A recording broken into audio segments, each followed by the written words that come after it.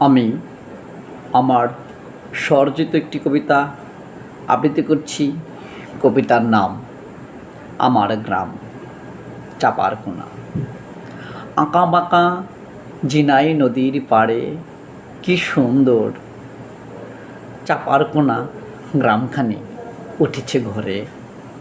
নদীর দুই কূলে বসত বাড়ি করে হিন্দু মুসলিম সবে একত্রে বাস করে।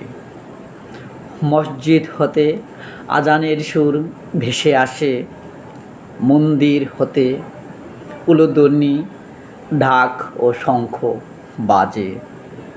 এক পাশে মসজিদ, অপর পাশে মন্দির। যার যার ধর্ম পালনে খুঁজে পায় স্বস্তি। প্রবহমান ঝিনাই নদীর বুকে বর্ষাকালের অথই ঘোলা জলে জাল ফেলে জেলে নানা মাছ ধরে। সন্ধেবেলায় বিক্রি করে চাপারকোনার হাটে। প্রতি শনি সম্বত সাপ্তাহিক হাট বসে। টাটকা শাক আর সবজির সহজলভ্যে। দূর দূরান্তর থেকে হাটে মানুষ আসে। খুশিতে ক্রেতা বিক্রেতার মিলন মেলা বসে। ছবির মতন আমার ছোট্ট গ্রামখানা, আম জাম কাঁঠাল আর লটকনে ভরা। রজনীগন্ধা হাসনা হেনা গোলাপের গ্রানে। সকাল সন্ধ্যায় প্রকৃতির মন হরণ করে। চিরজৈবনা সবুজ শ্যামলে ভরা। তপ্ত দুপুরে ক্লান্ত পথিক হয় দিশেহারা।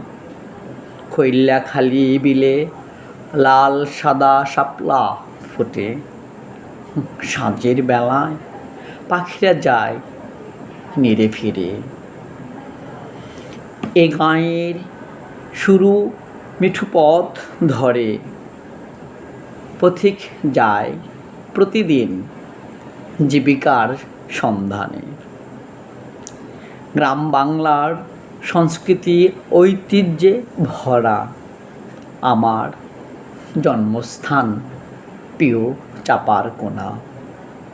শিক্ষার জন্য সম্প্রীতির বন্ধনে শিক্ষানুরাগী মনমোহিনী সাহা জমি দান করে চাপারকোনা মহেশচন্দ্র উচ্চ বিদ্যালয় হলে গায়ের সকলেই স্কুলে যায় গলাগুলি ধরে। সবাইকে ধন্যবাদ।